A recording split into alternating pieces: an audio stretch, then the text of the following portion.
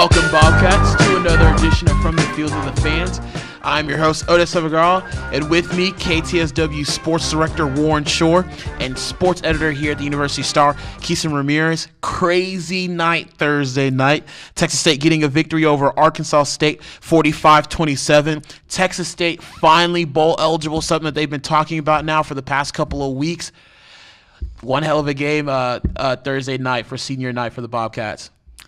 45-27, never ever would have thought they would beat Arkansas State, three-time conference champion, by 18 points. That in itself tells the whole story of the game and how well the Bobcats, top to bottom, performed in this game. Yeah, Arkansas State scored with 12 minutes left in the second quarter, tying it up at 7, and then the Bobcats marched right down the field.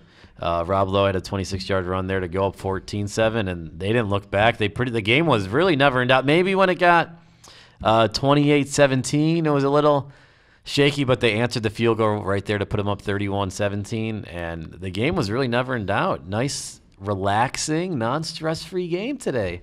Yeah, you kind of get stressed a little bit, though, when you get in the fourth quarter. And the Bobcats, we've talked about it this week, the inability to finish. And, they were able to finish and then pull away. And, they had the fumble there with Tyler Jones and Robert Lowe, but defensively able to stop them. In fact, Arkansas State, if I remember correctly, went for it on fourth down. Not the best play calling there, in my opinion, but they did it. And Arkansas State, first of all, three-time defending conference champion, not eligible to win the Sun Belt Conference championship this year, so that's a first for them. Also, Arkansas State, I felt like Texas State caught them on a good day, but at the same time, I think Arkansas State caught Texas State on a good day too as well. Texas State being able to overcome the South Alabama disappointment, beating Arkansas State at home. Arkansas State, we talked about it, 24-5 in the conference since 2011. Well, that goes loss number 6. Arkansas State now 12-3 in the month of November since 2011. This is their third time since 2011 losing back-to-back games. That's insane. So, you're beating a powerhouse there. And then just the third loss on the road in the conference in the last 15 games. So, Texas State not only beat Arkansas State, but they beat a powerhouse in the Sun Belt Conference. And I think that's going to do wonders for Texas State moving forward and possibly going to a bowl game now. David Mayo put it post-game how they can't get too high and they can't get too low. And I think that's a good mentality to have entering a game like Arkansas State on ESPNU. And I asked Fran post-game about how rewarding is it to coach a team with this kind of mentality, this, it factor, like he says. And he almost was put to tears. He was tearing up about this team. He really feels strongly about him. You can tell that he enjoys coaching this team and seeing them be resilient time after time against Monroe, New Mexico State, Idaho, losing tough games against Illinois. And this game was no different. And you look at it, the Bobcats finally showed us what they're made of in this game. Yeah, and going back to what David Mayo said in the postgame about they could have got real low after the last two games. Georgia Southern, they outplayed them, and even South Alabama, they outplayed them. They just couldn't close the deal. Georgia Southern was a little different because they were playing from behind. But those are two games they probably should have won. Going back and rewatching those games, those are games they should not have lost. They definitely dominated the game there, so not getting too low. And then tonight, they had a big lead there, and this was the thing. We've mentioned trouble putting teams away. So this was the nice test to see that they can finally put a team away. That is, no one really expected them to win the game tonight. So that's a good test, and it should have confidence for Georgia State, which we're all expecting them to win, and for they go to a bowl game, and then throughout the next year carry them through spring workouts tonight that they put away the three-time conference champs. Yeah, I completely agree with you. And, Arkansas State was 11-5 since 2001 in midweek games. Now they're 11-6. I mean, that's a really good Arkansas State. Whether or not you caught them in a midweek or you caught them on a good day or whatever, Texas State, I feel, played their most complete and best game of the season. You saw them put it together for fourth quarters, not only in the first half but in the second half, able to pull away. That's what you were hoping for when they played Illinois, when they played Georgia Southern. And now, granted, they were behind Georgia Southern at half, but still being able to be in that game. You expect them to win. And then South Alabama up 10 at half, you expect them to pull away. Bobcats easily right now could be a 9. You're looking at a 9-2 team, and Quixem and I have talked about this in the past before. Fran, at his Tuesday luncheon, in all of his years of coaching, as many wins as he had, he still said he's never had a season like this. Never had a season like this. And it's a testament to Thursday night, that they were able to pull out against Arkansas State, get the W. Tyler Jones, 14 of 22 passing, 192 yards, 2 touchdowns. He had that big play to C.J. Best and also to Demon Mercer. And what was the stat that you said on our last show, when the Bobcats, when Tyler Jones throws the ball for more than 35 attempts, they're 0-3, I believe. 0-3. 0-4. 0-4. But when they throw it fewer than 35, they're 5-1. Now 6-1 now after this game. 6-1. So the balance was there. I think you even said it, that they ran the ball like 50 times. They ran it 57 times tonight. So, that's an attribution of finding balance and finally running the ball with the talent they have in the backfield. As I said earlier, top to bottom, probably the most complete performance of the year. The offensive line, which has struggled at times to protect Tyler Jones, only allowed 1 sack in the entire game. Their defense really played well. They allowed Arkansas State, a potent rushing team, to average 3.3 yards per attempt. Michael Gordon only had 77. And as Fran always puts it, they made Arkansas State left-handed. They made Arkansas State throw the ball way more than they anticipated. Freddie Knighton threw season high 57 times. You see that number, you see the team, and you just look at everything, and they were just toast with that kind of pass to run ratio ultimately. Yeah, I agree. One of the things I was checking out during the game, Fran leading in the fourth quarter in the Texas State area, 19-1, trailing going in the fourth quarter 2-21. So that's an interesting there. He's great as holding a lead. Now, coming from behind, that's a whole nother story. Figure that obviously point differences there. But the one thing I was looking forward to tonight, they've had all these big games, TV games this year. Navy primetime, ESPN News, the Tuesday night Lafayette game, and they just came out flat. You can go back to the Tech game. They've always came out flat. Maybe when they were running out of the tunnel, the adrenaline, they peaked too soon. They didn't peak when they were on the field. They peaked running out of the tunnel. Well, tonight, there was none of that. Then I don't know if we're going to talk about the crowd, but the crowd really wasn't giving them a lot of thing to get them hyped up about it. But seeing the players in the pregame warmups hyping themselves up, I was like, all right, the intensity is there. That's the thing I was wondering, if they were going to have the intensity to come out in a game like this. And on the flip side, Arkansas State did not look like they wanted to be there tonight. They got beat by Appalachian State last week, and they looked disinterested. Now, credit to the Bobcats for taking advantage for that. But them coming out with the intensity and finally winning a marquee game at home. How long have we been waiting for this? For 2-3 years. Finally, they did, and Fran was just so ecstatic in the postgame that they finally won. He's like, he did say they didn't mention to the players that the game was on ESPNU, but all the players, they know this game's on ESPN. They're all on Twitter. They all do their reading. Can't avoid it. They can't avoid it. They know the game's on national TV. Fran just didn't say it. That's the only thing he said that was different. So I think maybe we should stop telling the You can stop telling players can go find it themselves if the game. Now, bowl game is going to be a little different. I think everyone knows those are that's on Big Boy ESPN. But yeah, it was good to see them come out finally and win a marquee game at home. Yeah, the Bobcats definitely were not camera shy this time. Definitely came out and show out what Central Texas football is all about. Very interesting. Franchione mentioned that Brad Bedell, the offensive line coach, and defensive coordinator John Thompson both get game balls, both coached at Arkansas State. Coach Thompson, you're starting to see the players adjust to his system, play a lot better, stopping the run. Michael Gordon, 77 yards.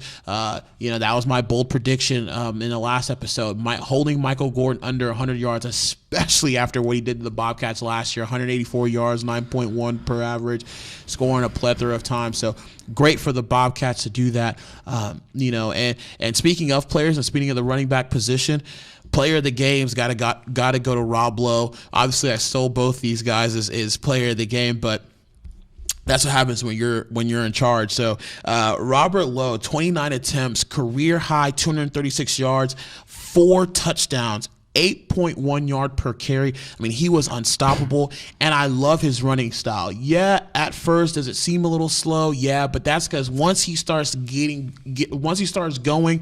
starts 10 yards, 12 yards, 10 yards, 15 yards, boom. And then he had the 50-yarder to cap it off there at the end of the game. Solid guy. And finally, like I mentioned earlier, the Bobcats finally ran the ball. I mean, with C.J. Best there, Rob Lowe, Terrence Franks, Tim Gay. You have all those guys in the backfield starting to utilize them. And my belief in football is that's what you got to start doing once you start getting the playoff time and championship time. You have to be able to play great defense and run the ball because it's all about ball control and possession. So for Rob Lowe to do that, I hope Mark May and Lou Holtz are listening right now. Because shout out to them, by the way. He should he should definitely get a helmet sticker, no doubt. I'm going to single out a guy who's, as of late, really transformed and added a dimension to the offense. C.J. Best, 103 receiving yards. He had a career-high 70-yard touchdown where he took it on a quick slant and just beat everyone in the house. No one was going to touch him. That's when you saw his 4.3 speed, and he really adds something that no one else on this Texas team has, that just straight line speed, that ability to take a pitch and run for 20-plus yards, and that really helps the Texas State offense, and it helps Tyler Jones settle in because on that little option pitch they have, he has the best chemistry with C.J. Best, and you look at him in this offense, and he's really found his place.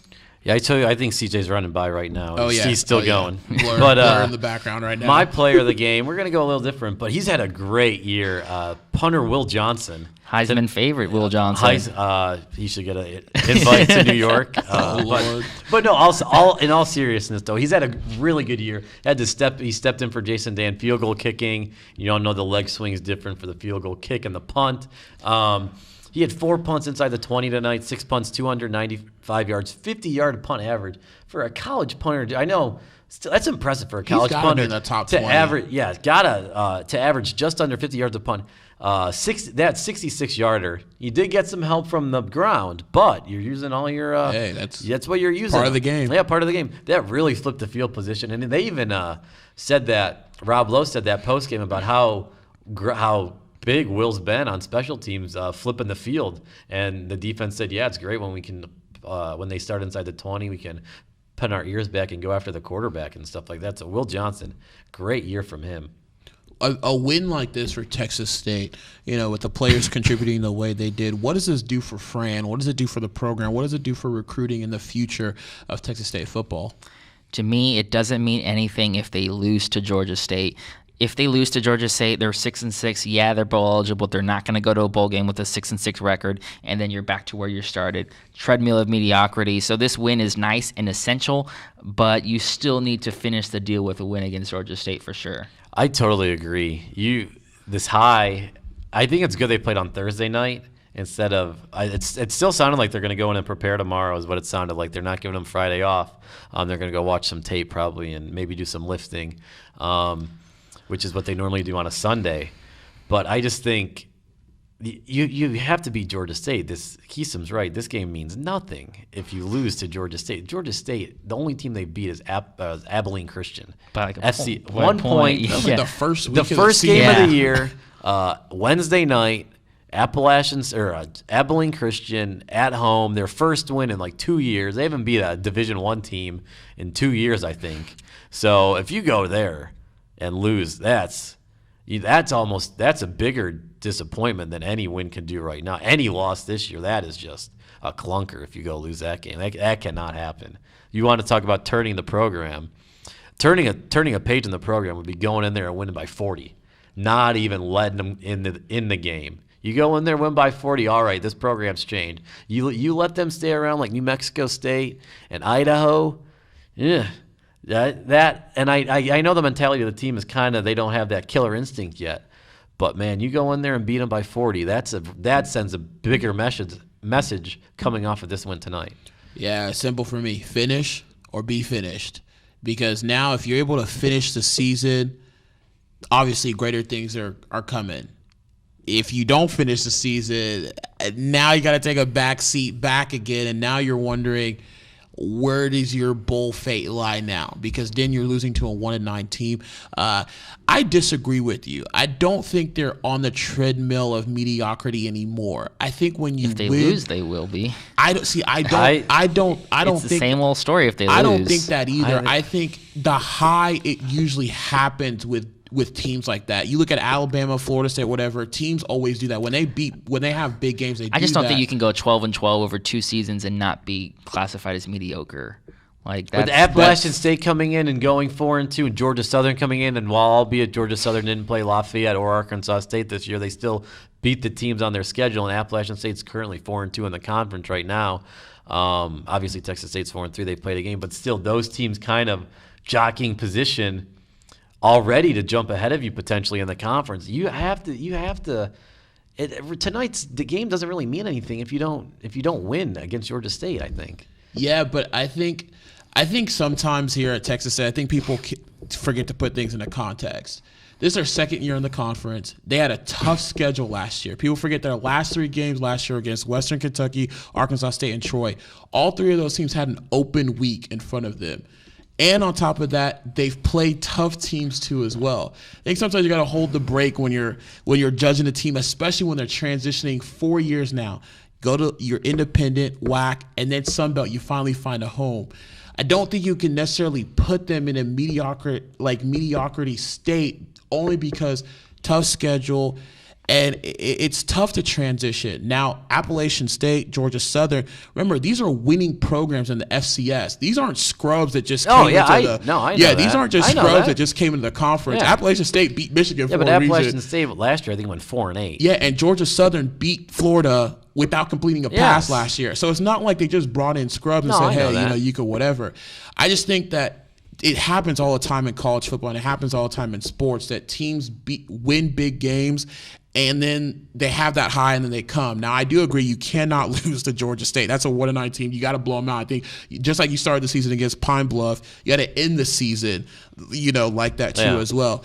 But, I think Texas State right now, it's on its way. I think it's a big confidence booster for them, knowing that they're going to finish in front of a 3-time defending conference champion. I think it's a confidence booster that they stayed in it with Georgia Southern again, which I'm going to repeat, beat a very good Florida team and lost by 1 possession to NC State and Georgia Tech, who's in the top 25. So he's still putting things into perspective. So that's good. And Lafayette's always been the class of the conference. That's just Lafayette and stuff. So I think it's good things. They got to beat Georgia State. You can't look over them. You got to beat them. But you assume they go 7-5, and you're looking at Fran doing big things for the program in the future. Obviously, we've kind of talked about it with Georgia State. Got to win that game. 1-9. Abilene Christian. Some people don't even know where Abilene Christian is. So you how do you not know where Abilene Christian is? It says right in its name. That's a joke. Some people don't know where Abilene is at. So it's a bad joke, and I'm the king of bad jokes. That's true. That's very true. So you guys got any final thoughts? They got the rolls game. They got the roll monkey off their back. No rolls in the press box tonight, and they finally got a win. That's the running joke in there. Thank you for saving my Abilene joke. It's true. I'll add another bad joke. Texas State is 6-0 when they outscore their opponents, and if they do that, if they do that against Georgia State, they will be 7-0 when they do that. An unprecedented mark for any Division I team. You either lose a game or you win a game. You win 100% of the games. You don't lose. That's something Mark May would say. That is something Mark May would say. But okay. The one thing I do want to say, you brought up the game balls. This is only the second game this year they've given away game balls, Coach Fran said. So that's why it meant a lot to John Thompson. John Thompson got Gatorade bath as well. Yes, got the Gatorade bath. He got overlooked by Arkansas State. He was the interim coach for their past 2 years when they had he led them to bowl wins. And Fran said he should be coaching this team, pretty much considering what he's done for that program. And they just overlooked him this year, and that's why John Thompson's here. Great job for Fran for bringing him in. But those two guys, they embraced. Brad Bedell and John Thompson did after they won. I saw that. You just tell they were happy and good for those guys. John Thompson. He's still, as rightfully so, he should be the head coach there. So great for him. And you saw with some of the former players of Arkansas State embracing him the way they did. For me, it's senior night. Senior night, able to close out their legacy here with a win. That's great for Brad Miller, David Mayo, and all those guys that are seniors. So that's always a good thing for the Bobcats. Well, that's going to do it for us. If you have any questions, you can leave it at theuniversitystar.com or ktsw.net. You can tweet us at universitystar or at ustar_sports. or at KTSW Sports using the hashtag Field2Fans. For Warren Schorr, Mr. King of Bad Jokes, Quixem Ramirez, who doesn't look awake right now, I am your host, Odus Evbagharu, and we'll see you next time. Been a long night. That concluded From the Field to the Fans.